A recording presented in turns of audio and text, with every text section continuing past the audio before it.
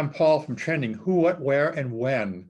Today I will be speaking with Amazon best-selling author Ann Parker about her book, Follow Me to Alaska. Ann will be joining us from Skwentna, Alaska, USA. Hello, I'm Ann Parker, author of the Amazon #1 bestseller, Follow Me to Alaska.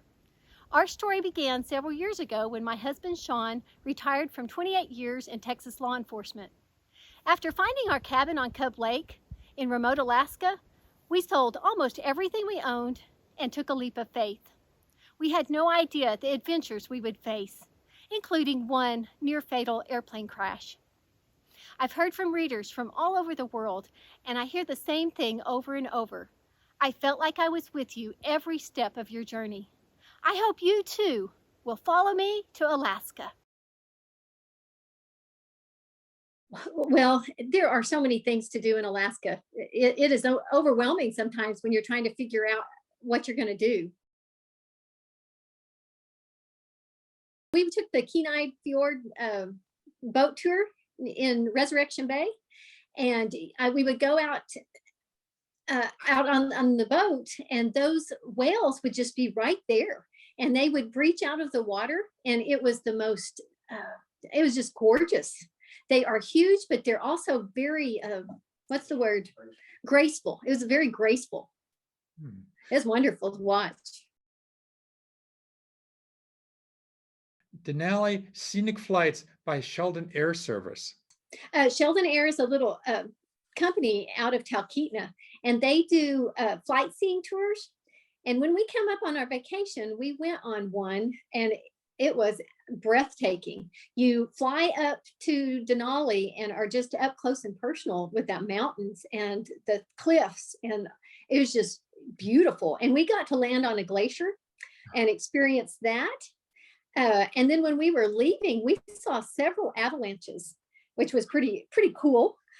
We also saw a bear and an eagle kind of fussing back and forth. That I think the bear had something to eat, and the eagle was trying to get it. So that was pretty cool seeing that up there in those. It was just beautiful. So it was a pretty exciting trip. I would definitely recommend that one.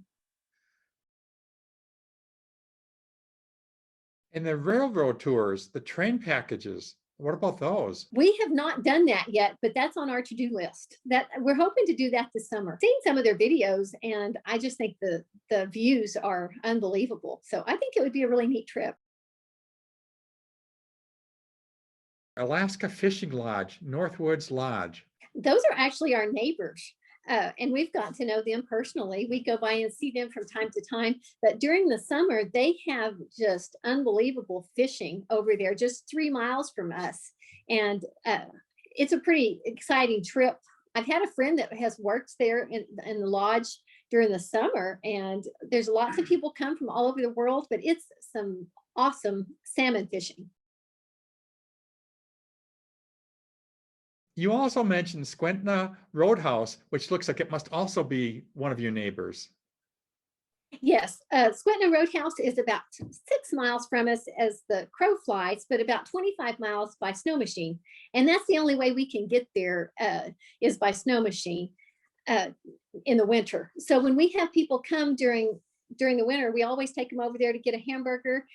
In Skwentna Roadhouse is where the Iron Dog has their first checkpoint, which we'll talk about that later, but the Iron Dog goes through there. She gets a lot of traffic.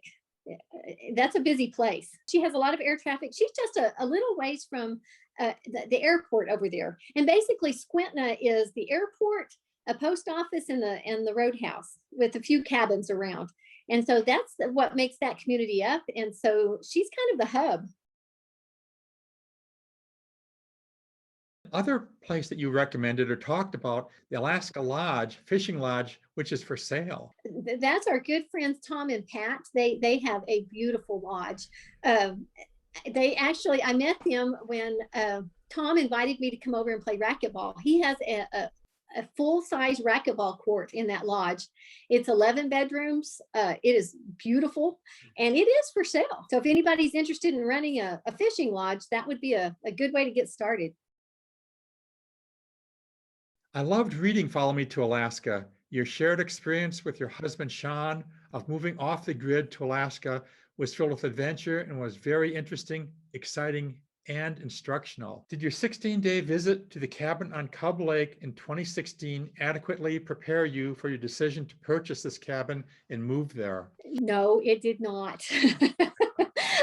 And actually, we only were at the cabin for one night on that 16-day trip. Most of the trip was spent around Alaska, just looking at the state. And so we flew out one day, spent the night, and then spent a good portion of the next day out here trying to decide if this is where we wanted to live. And so it gave us a good chance to look at the cabin and see what kind of shape it was in. We met our neighbor, and we just fell in love with the place. We did not know how challenging it was to get moved. And so we weren't really adequately prepared. We thought we were, but we weren't. Follow Me to Alaska was released in May 2020, and it became a #1 bestseller, which was pretty surprising, but very good. It kind of came about in an unusual way.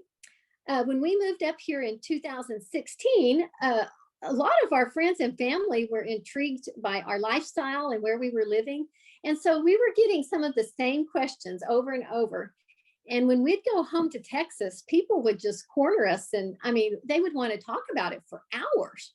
And so I came to realize that there were a lot of people interested in our story, interested in where we were living, were enthralled with Alaska. So I started telling some of our stories on Facebook, and people just couldn't get enough of what was going on with us and how our life was. So eventually I started hearing, you need to write a book.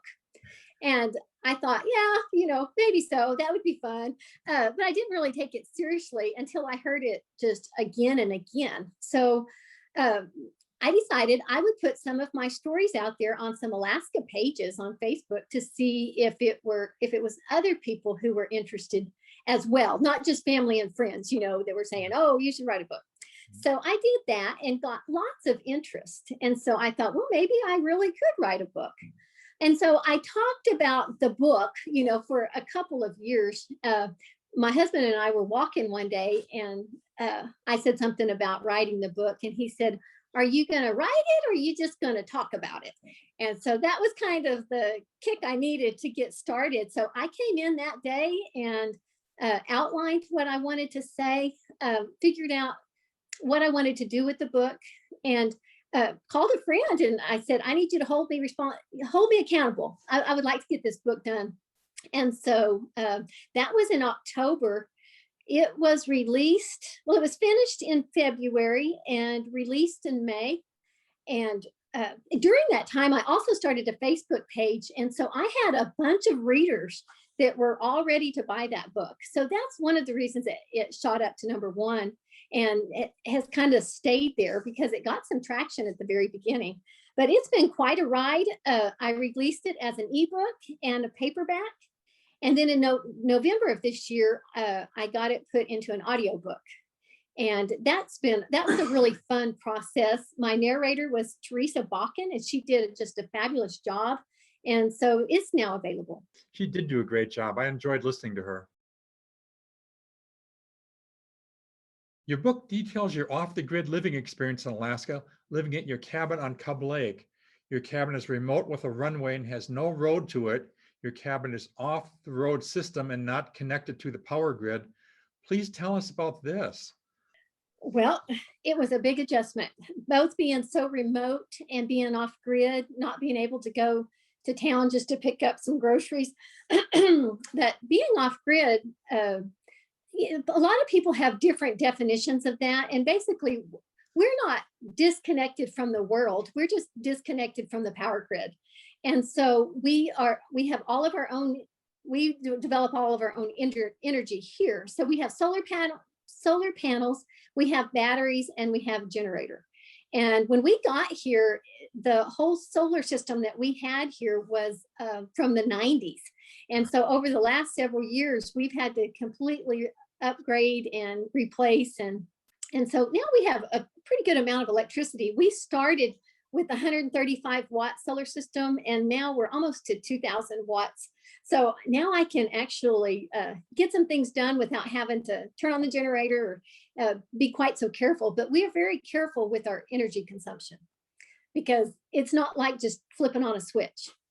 So that was a pretty big adjustment from living in El Paso, Texas, in a cul-de-sac where we had all the power that we wanted. That was pretty big. Being off the road system was even a bigger adjustment. I couldn't just jump in the car and run to the grocery store.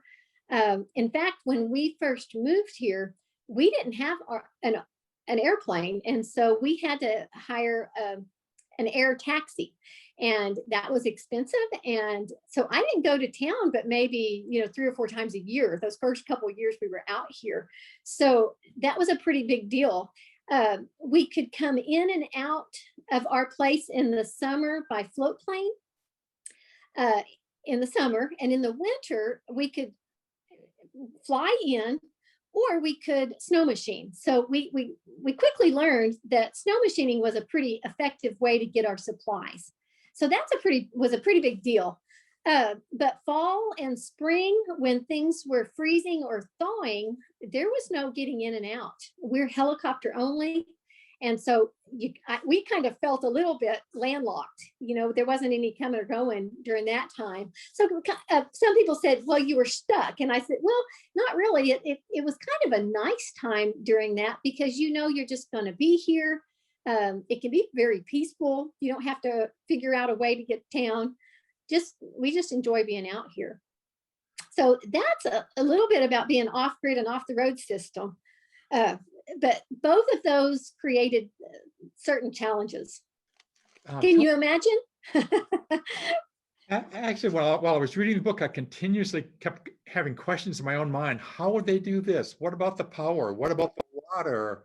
All these different questions, almost all of which you answered. But I just kept thinking the complications involved and the amount of effort you would have to invest to get it up to where it probably is now. Well, and thankfully this cabin was built when we moved here, and I can't imagine coming out here and building a cabin from scratch. The people who built this cabin, they built it in the 90s over a series of years, and they were Alaskans. They had been here. They had a home base, I believe, in Big Lake. I think that's where they lived. And so they had a lot of friends with airplanes back in the late 80s. And so they brought a lot of supplies out. They did it a little bit at a time. And so it was ready for us to go. So over the last few years, we have upgraded and improved. But I think it would be very difficult for somebody out of state to move here and build without those connections. That would be, I think, pretty much impossible. Well, it would be challenging for sure. Tell us about your experiences with your Arctic cat, the 2 snow machines, and the 2 PA-12 airplanes. Well, let me tell you about that Arctic cat. I have a love-hate relationship with that thing. It's an all-terrain vehicle. It holds 2 people. And when we bought it, it came with wheels, and it also came with tracks. And we thought those tracks would make it to where we could drive on the muskeg. They were old tracks. They did not work well. And we found ourselves stuck quite often. It was difficult until we kind of figured out that it had its limitations. And now that we know where it can go and where it can't, it works really well for us. But that Arctic cat, we were trying to get it to do a lot more than it was capable of at first. And we were doing that during the summer. It's the summer only vehicle, or that's how we use it. The snow machines, we have found, when we get everything's frozen up and we have snow, those snow machines can go anywhere. And so that's what we use most, especially to get our freighting, our supplies in. So we gather wood with the snow machines, we freight in supplies. We can drive all the way to town on the snow machine. And that's a heck of a trip. That's about 3 hours. But it's absolutely gorgeous on the river. It is exciting to just go snow machine along the river. It's absolutely beautiful, but it's hard, it's hard physically, but that's what we use the most. It's probably the most reliable transportation between that and the Arctic cat. And of course, that's winter only. The airplane, we have had two. The first one didn't last. It was crashed. But the second one we use it both winter and summer. In the summertime, it's on floats. Well, let me tell you a little bit about it. It's a bush plane. It's very small and it's highly modified. So it will have very short takeoffs and short landings, which means it's a slow airplane. Our lake out in front of our house is 1,300 feet long. So it's not a very long lake. So it's challenging to land here. Thankfully, I have my husband's a very good pilot. And so he comes in and out on floats in the summer and then on skis in the winter, which skis, there's no brakes. That's a challenging. But we get in and out during the winter in that PA-12 as well. In the winter, when we fly, what's kind of interesting about that is we have to be very careful about daylight. You don't want to fly at night. And so during the dark part of winter, we don't do much flying just because of the few daylight hours that we get. So it's really our favorite mode of transportation in the summer when we can come in and out on the lake. The lack of brakes with the skis, that means they'd have to be very careful landing at just a careful speed. My husband flies, he gets it down really slow. And then we land at the very front or the very end of that runway. And when you get put down, and he grooms our runway, so he leaves the fresh powdery snow at the front of the runway. And we try to touch down in there. And so it helps slow the airplane down. And if it doesn't look like we're going to get stopped before we need to get stopped, we can always get off of the runway into the deep snow and it'll slow us down. But that's, you don't want to get stuck out there in that deep snow either. So you pack the runway to where it's, just ice pack. And hopefully you have a little bit of snow on top to help slow you down. But yeah, he is very aware of our speed and whether or not we're going to be able to get it stopped in time. Moose is absolutely delicious. And when we moved here, we had never eaten it before, but it tastes like beef. And I cook it just like you would beef. The only exception is I do can it, just because our freezer space and it's easy. It's shelf stable if I can it. So I'd never done that before until we moved here, but it's a pretty easy process. When we kill a moose, it takes about a week to process that moose. And a lot of that time is that I am taking the moose, I'm cutting it up into about 1-inch chunks, and I stuff it down into a jar with a little bit of salt, and I pressure can it for 90 minutes. And when it comes out, it's completely cooked. And so it's like just cooked meat in a jar. It looks kind of like dog food. It doesn't look good at all, but it is delicious. It tastes like a really tender pot roast. And so there's no eating out here very often. If we eat out, it's an hour trip. And so we work hard out here. So there's times we come in and I need a quick meal and I'll open a can of moose and I can make a quick stew. I make burritos.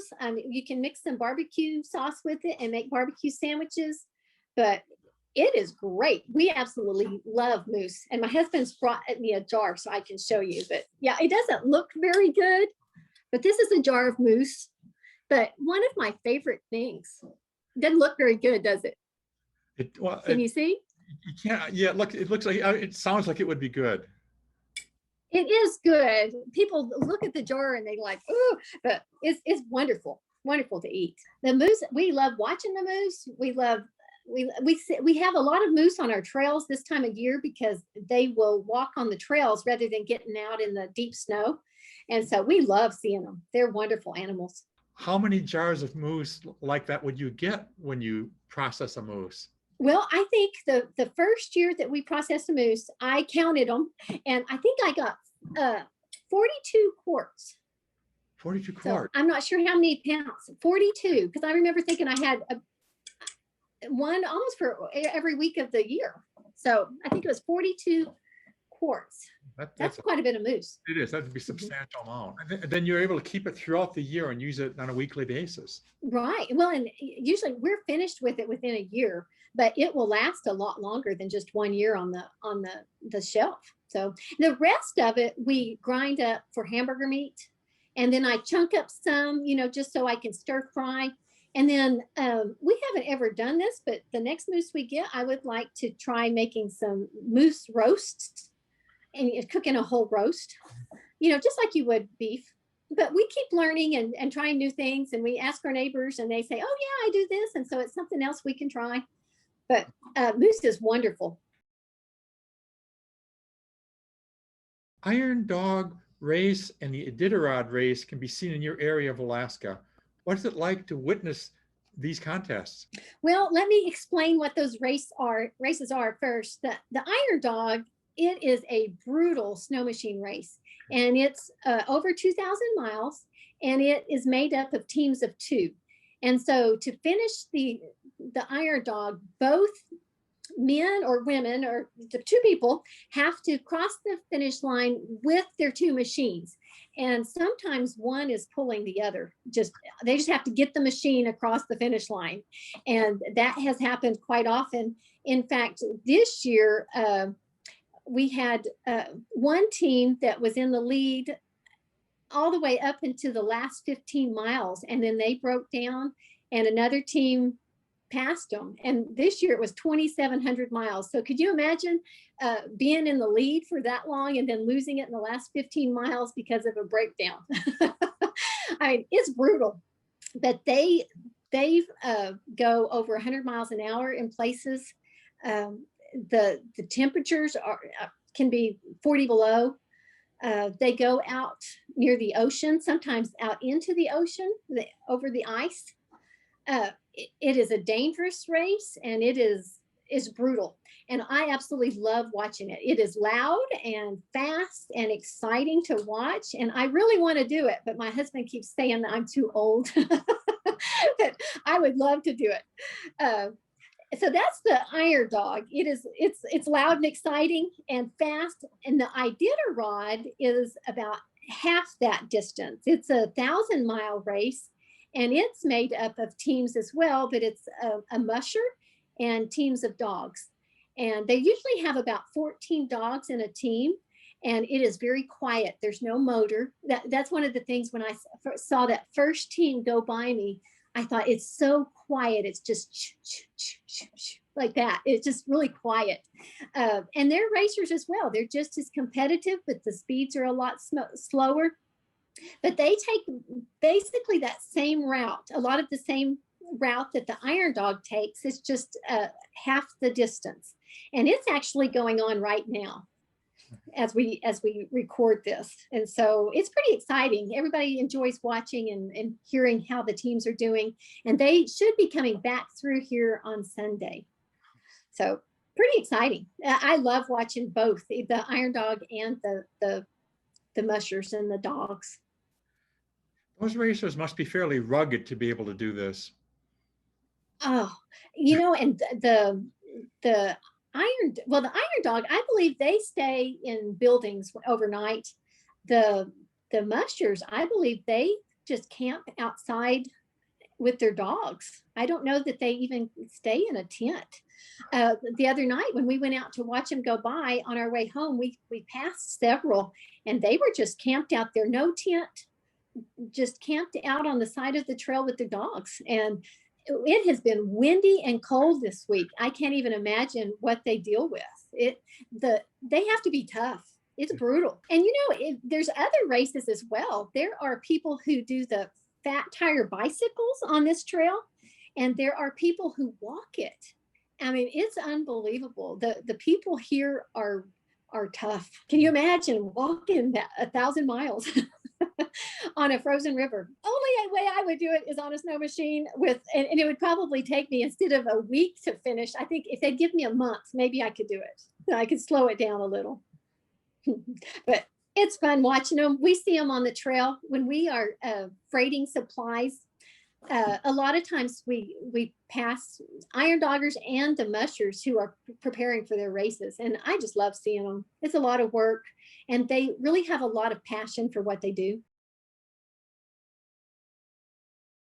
You have 452 ratings and a 4.6 out of 5-star rating on your Amazon book page. Would you like to mention or read any of those reviews to us? I will be glad to. You sent me this question, and I started reading. I read every one of the reviews because they help me be a better writer. They see if I'm, what kind of job I did, but after a while, you start seeing some of the same things being said over and over. And so I picked out 3 that I thought represented many more. The first one talks about how they felt like they were right there with us. And that makes me feel good that people feel like they're right here on our journey. I told you earlier that I released this book in May of 2020. And you know what was happening in May of 2020? We were just starting the pandemic. And a lot of people missed out on their trip to Alaska. So, reading my book kind of became the next best thing for a lot of people that didn't get to come on their cruise or didn't get to travel because of the restrictions. And so that one means a lot to me, that people feel like they were here experiencing Alaska, even if they didn't get to come up. The second one I'm going to read, we've heard again and again, and it's people who talk about they feel like they're friends, that we're their friends now, that I like that. And I can tell when people come up and talk to me about the book, they feel like we're friends, and I may not know who they are. So that's been kind of different. So I want to read one like that. And then the last one I'm going to read is from a person from Alaska. And when I wrote this book, and I had only lived here for 4 years, I wasn't sure how Alaskans would take to my book. You know what I mean? And so it means a lot when I hear from Alaskans, and instead of being critical, they say, yes, we experienced a lot of that same thing when we moved here. Because most Alaskans have come here from somewhere else and have had some of the same challenges we have. So, okay, the first one Amy wrote, it says, I am a sporadic reader, but when I heard about this book, I just had to order it. The way it was written makes you feel as if you were right there in Alaska with them. My husband and I have thoroughly enjoyed every page along with the pictures, and can't wait to see if Anne writes another. And that's another thing. Several couples have read this book together, and I think that's pretty cool because the book is a lot of it has to do with how Sean and I kind of came together and learned how to work together. So I think it's neat that couples are reading it together. The second one is from Rob, and it says, it's always nice to find a book you thought would be good, then turns out to be better than expected. It's a personal glimpse into life in off-grid Alaska, told in an easygoing way that makes you feel like you are talking with a friend. I enjoyed it very much. I really like that one. And the last one is from an Alaskan. Toganator wrote, when I learned Anne was writing a book of their adventures in Alaska, I couldn't wait to read it. She did not disappoint. Her storytelling ability drew me in and captivated me. I was up well past my bedtime reading it because I was so engrossed and wanted to know what happened next. We too live off-grid in Alaska, although not as remote as Anne and Sean, so several of their experiences were very relatable to our lives. I enjoyed the true-to-life Alaskan characters, the real heartfelt emotions, the lessons learned, and the obstacles overcome. Get ready to be entertained and inspired. Wow, those are good. I like that one too. You're an Amazon #1 bestseller in Pacific U.S. regional travel. Many of those are Alaska books or Hawaii books. And I'm in a constant battle with 2 other books for the #1 slot. We look every day to see if I'm there. And I'm honored to be ranked with these 2 books, and I'll mention them. The first one is Into the Wild, and they made a movie about that. It was a very popular movie, a very popular book. So to be competing with that one, I just can't believe it. The other one is Wild by Cheryl Strayed, and she's a #1 New York Times bestseller. So I just am honored to be right up there with those 2 books. Is there any passage from your book that you would like to read and share with us? I asked my husband to help me pick out a passage. Oh.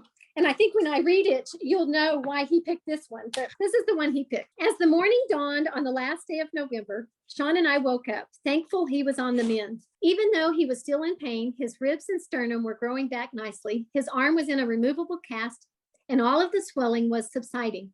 He was even wearing his regular clothes and shoes. Since Sean was doing better, Kay and I had plans to meet up that day for some Christmas shopping.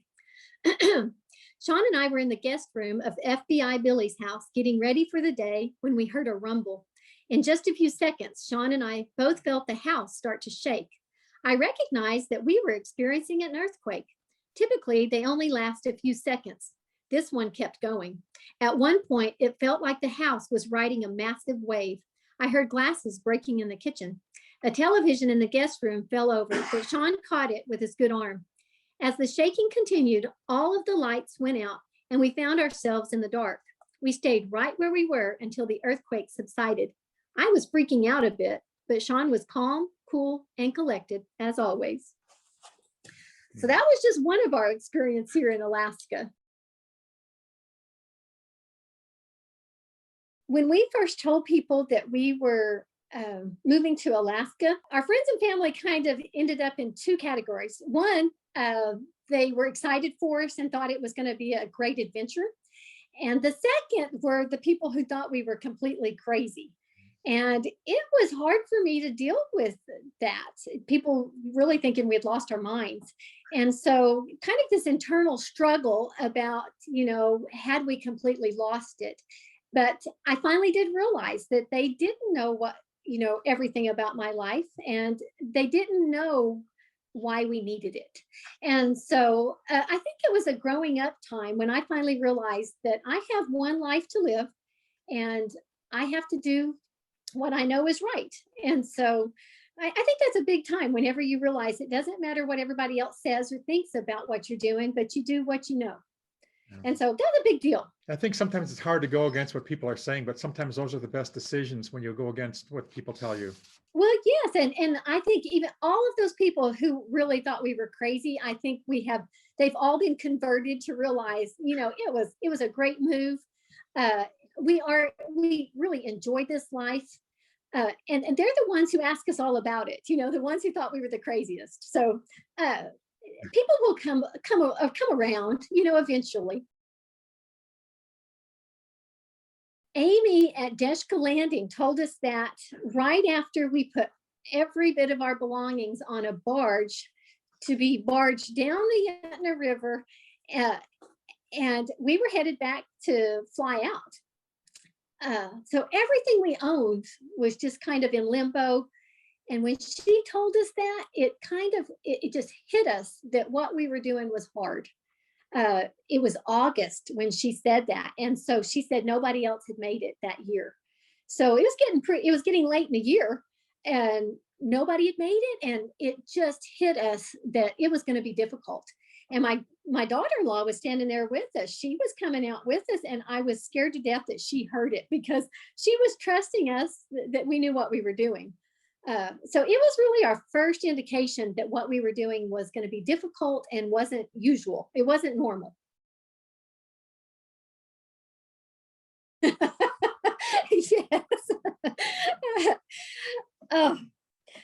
Well, it is difficult moving to Alaska. It is even more difficult moving to Alaska out into the bush off of the road system. And so we had a heck of a time. I told you about putting our stuff on the barge. Well, they barged it out and dropped our stuff on the riverbank, 3 miles from our house as the crow flies. And you would think that would not be hard to get our stuff that last 3 miles, but it proved so very challenging. And so we were in that Arctic Cat on one trip trying to go get our stuff. And I looked out and the track mechanism was completely off. It looked like a broken leg. And we had already tried to get our supplies from the river. And so I was pretty down. And when that thing came off, I thought we were done. And so I was sitting there in my chair, just angry and, trying to hold back tears. And Sean, he went and looked for the nuts, because the nuts had backed off this mechanism, and that's why it had come off. And so they were gone. We could not find them. And so I just thought we were done. And Sean was looking around trying to figure out how we could get this back on. And he noticed in the back of the Arctic Cat, there was a baggie, and he had forgotten about it, but there was a baggie that had some extra nuts in there. And so he came running around and he held up that baggie and he said, "I have more nuts." And I thought he was nuts. And I thought, you know what? I just don't know if this is going to happen. So I sat there just mad until he had that thing fixed and convinced me that we could go again. But I'll never forget that, because he just, I have more nuts. But we made it through. We did get it back home that night. So I was glad. It took us over 2 months to get our supplies from the river, that 3 miles. And we learned several things. One, we learned how to work together better. We learned that in Alaska, you have to use the correct equipment, and you have to use it during the right season. And we were trying to do something during the wrong season with the wrong equipment. And if we would have just waited a little bit longer, we could have gone and got those supplies with snow machines easy. So we learned a few things about Alaska. And Alaska will kill you if you're not careful. You really have to be aware of your surroundings. It is challenging, and we did not realize that when we moved here. One of your first questions was, were we prepared? We were not, and people come out here and try to live, and it can be deadly. I remember in one of your chapters you mentioned that when you'd go outside, you would have a pistol strapped to your side for safety. Yes, we have bears out here. And I had a German Shepherd, and he taught me a big lesson. He would not go out the door until he scanned the area. And a lot of times I'm this person that's just always going and doing it, and I'm fast. And I would just go out there, and go to feed my chickens or whatever. And I would not look. And that dog would not let me outside until he checked and watched and looked. And if anything, if we had moved the Arctic Cat to a new spot, he would bark at it until he figured out that's just the Arctic Cat in a new spot. I mean, he noticed when anything was out of the ordinary, and he watched. And so he has taught me, I need to be careful. I need to watch, because we have had bears out here.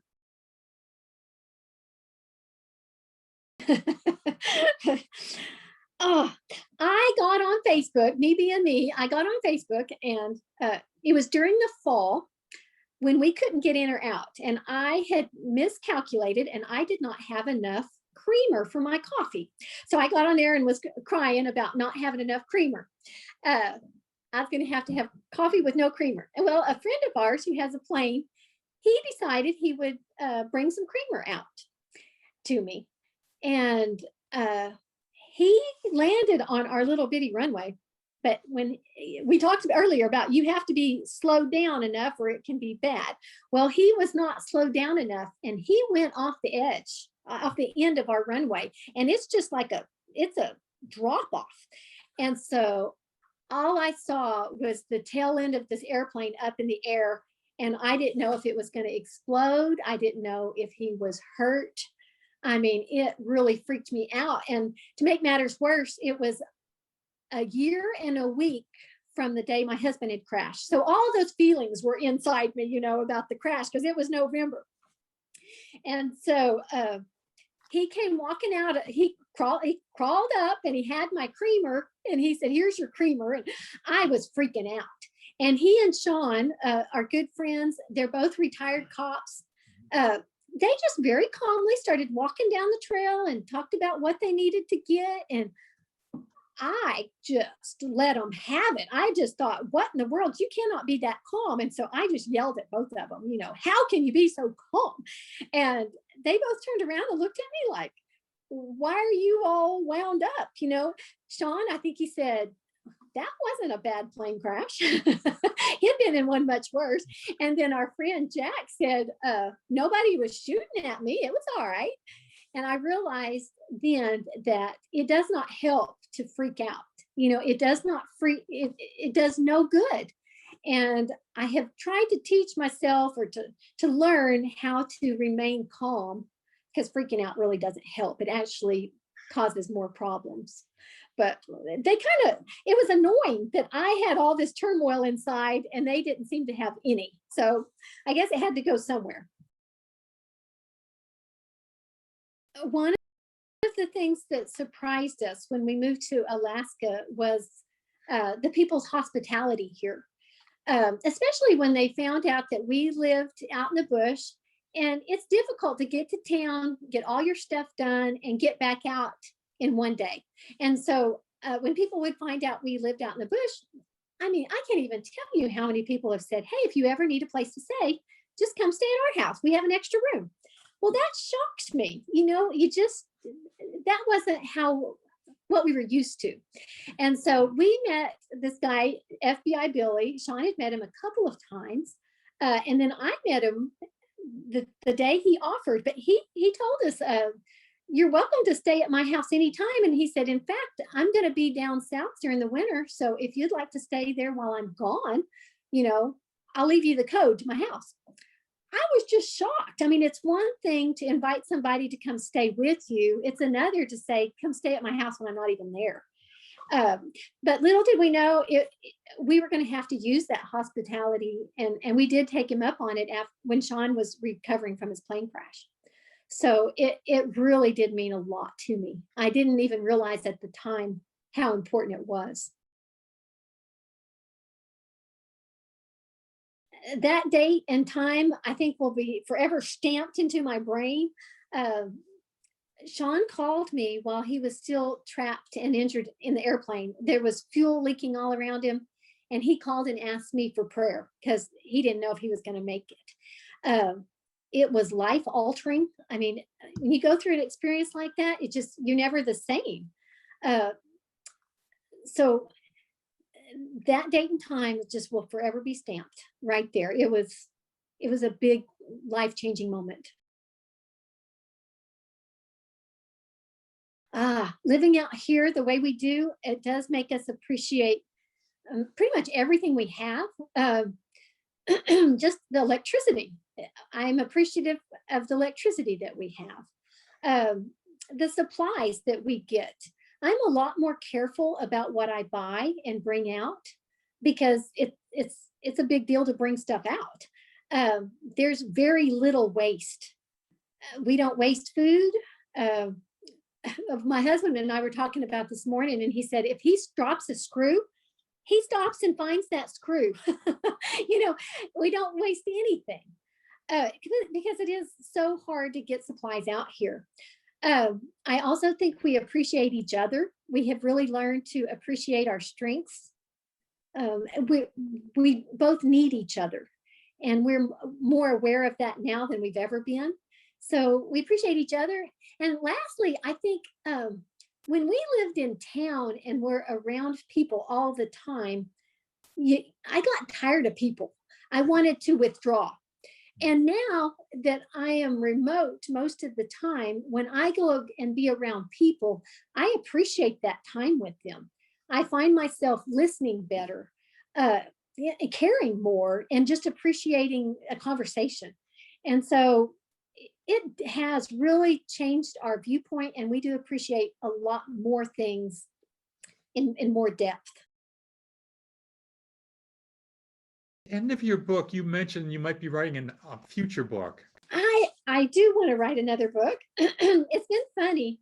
As soon as I released that book in May of this last year, it felt like I had given birth. I mean, it was intense. I started in October. I finished it in February. So I was writing, every day for several hours. And so it's just this big process. It's, you kind of put your heart out there. I'd never done it before, so it was a big deal. And as soon as I released that book, I had people asking, well, when's the next one? And it was almost like, oh my gosh, I can't believe people are asking so quickly for another one. But I do want to write another one, but because I'm a nonfiction writer, it's not like I can sit and make stuff up. You know, I have to wait for these experiences to happen. And so I do think we're still learning. We still have exciting adventures. And so there will be another book, I think, one day. And I'm looking forward to it, but I'm just not there yet. I'm not quite there. Would you please share with us any advice that you would have for new writers? I have learned so much in this process of writing a book, and I have lots of advice for new writers. I'll try to keep it brief. One of the main things I think when you're writing a book is to figure out who your target audience is. You know, who are going to be your readers. It helps keep focused, that you kind of have an idea of who it is that's reading, and try to please that one reader. You know, it's because you cannot please everybody.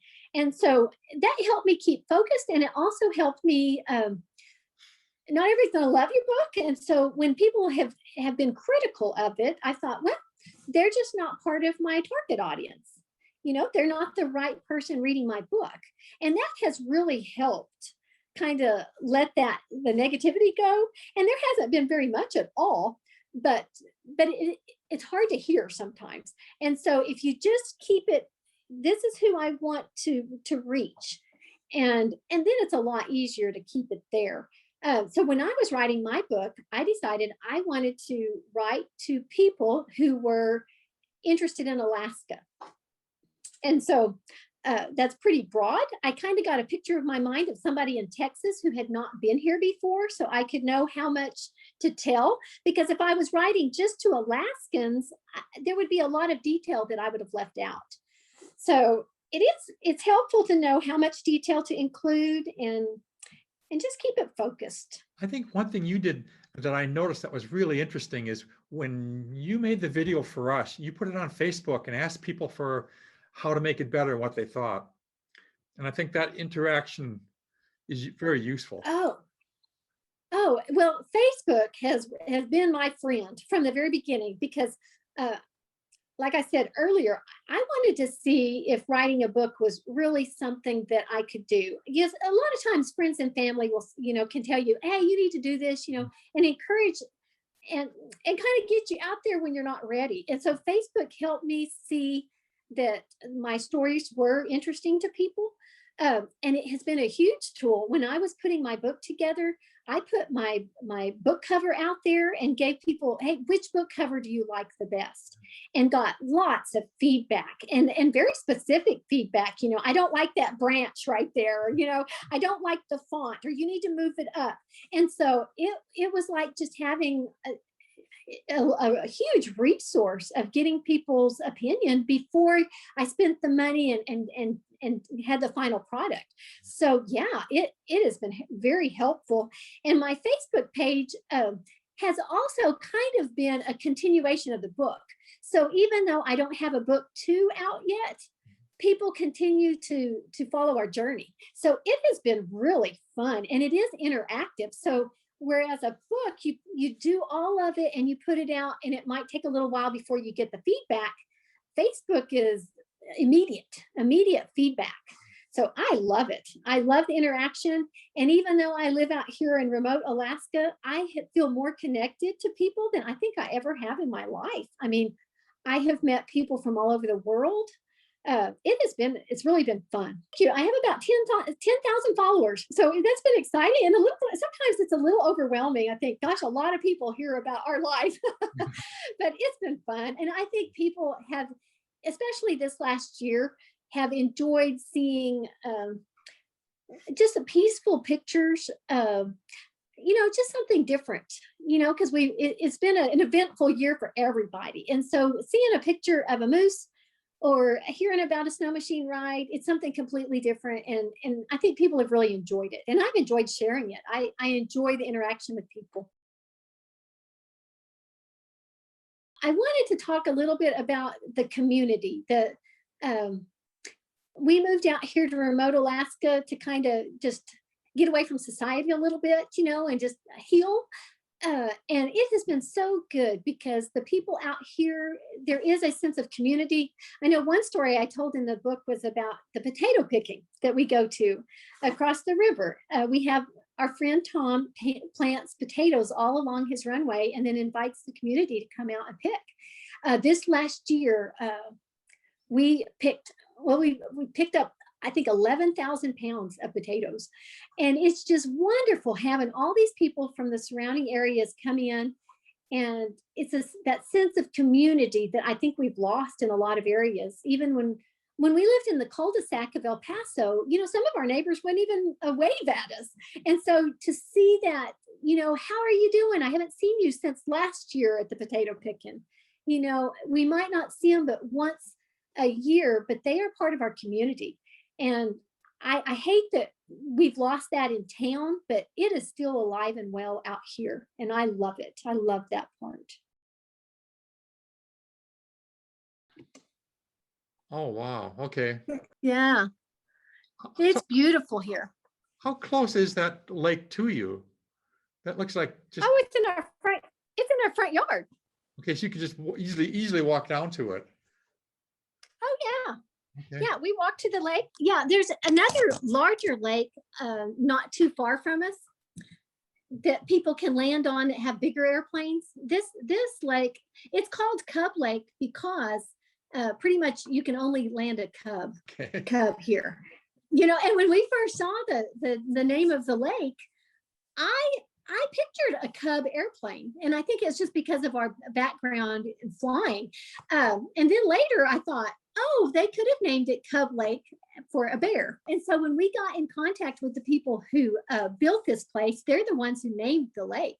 And I said, okay, well, let me ask you, is it a Cub airplane or is it a bear cub? And they said, well, a Cub airplane, of course. But that's why it's called Cub Lake. It's just right out in our front yard. And coming from Texas, where water is, there's not that much water in Texas where you can just go out to the lake. To be able to live in such beautiful surroundings, that was a lot of the draw. It is just so gorgeous everywhere you look here. And it's, I don't know, I go back to Texas and I think, oh, I miss the beauty. You get used to it, just seeing that gorgeous surroundings. I remember standing out in our porch talking to some neighbors, talking about people who think we were crazy, but we were standing out there and I bet it was 110 degrees that day. And because it was summer when we were getting ready to move up here, and they said, why in the world would you move to Alaska in such extreme conditions? And I thought, this isn't extreme. It's 110 degrees out here. And I have found that there's a lot of people who move from the desert to Alaska, and then a lot of people who have lived in Alaska their whole life and then retire to the desert. So it's like there's this connection between the two places.